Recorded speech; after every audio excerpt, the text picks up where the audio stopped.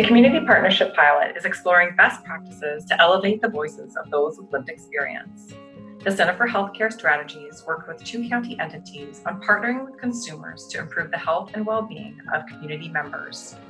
This is a discussion with members of the Reentry Health Advisory Collaborative, also known as the RAC, and the Los Angeles Department of Health Services Whole Person Care Team. The RAC is an 11-member advisory group of formerly incarcerated individuals who are providing feedback on healthcare and social service needs related to the incarcerated and formerly incarcerated community. This discussion offers some insights on why it's critically important for healthcare and county entities to engage with those with lived experience.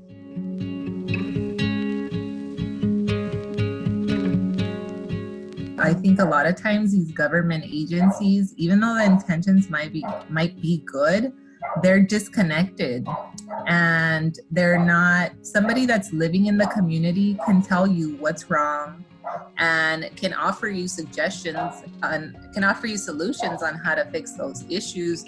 When you have the people with lived experience, there's also that trust between people, so people know what you're going through and all those things. So I think that's a big part of it. And also coming from the perspective of being up here, rather than telling someone, this is what you need, it's asking someone, and going through it with them. There's those little nuances that I know that goes on in my community that you of another race just don't know, you just miss it. And it's key into getting to the core of what's going on with that person. As we see more and more counties, more and more states, more and more local jurisdictions are shifting spending away from mass incarceration and towards a health and healing approach. And in order to do that in an effective manner and in a manner that really speaks to the needs of people that are most impacted by incarceration and by the social determinants of health, their voices, their stories, their experiences need to be at the center in order to build solutions that don't just replicate the systemic oppression and racism that our communities have felt for a long time.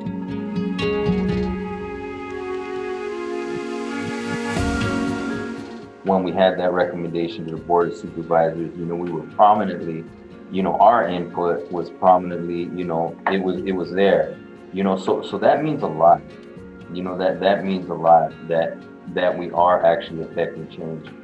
Decision makers can't just say, well, this is what we're gonna do, and that's that. When you have somebody from the community saying, hey, that's not gonna work, and this is why, it's completely different. And bringing us to that table gives us, maybe other people, a sense of, hey, their opinion matters, or their opinion is important. It elevates our experience, I think.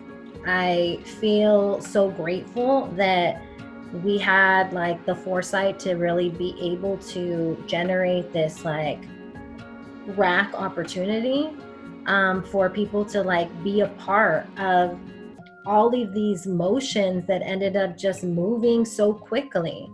And I think if we hadn't created the RAC, if we hadn't had the opportunity to do that, there would literally be no community engagement in discussing reducing jail populations, in discussing closing a jail, which is unheard of in most counties, in most states. Elevating a voice, engaging is not the same as valuing and transforming. And so, just because folks are at the table, that is a great first step. And the prize that we're seeking is real collaboration, integration, and power, honestly, for folks, who have been impacted to change things.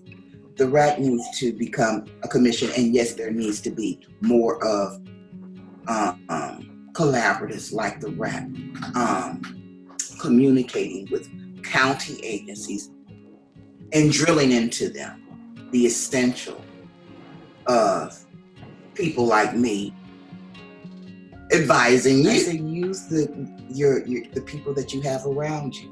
If you know they're good at this, I need to hire you.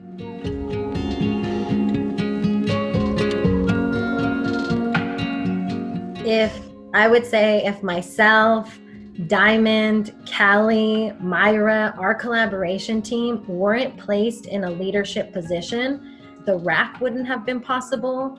The shifting of alternatives to incarceration from like a consensus building approach, a lived experience approach, elevating the voices of those most impacted and using human-centered language, those things would not have been at the center of the conversation if we had not been hired in some form of middle management, some form of leadership position. Redefining folks' understanding of what success means. It's not about how many people you say that you quote unquote met, right? How many folks you touched or served. It's about like folks actually being housed. It's about folks actually having services, like communities that are under-resourced. Like we're looking at that and making sure that we're equitably distributing resources. Those are elements that folks with lived experience bring because they understand that dynamic from having lived it.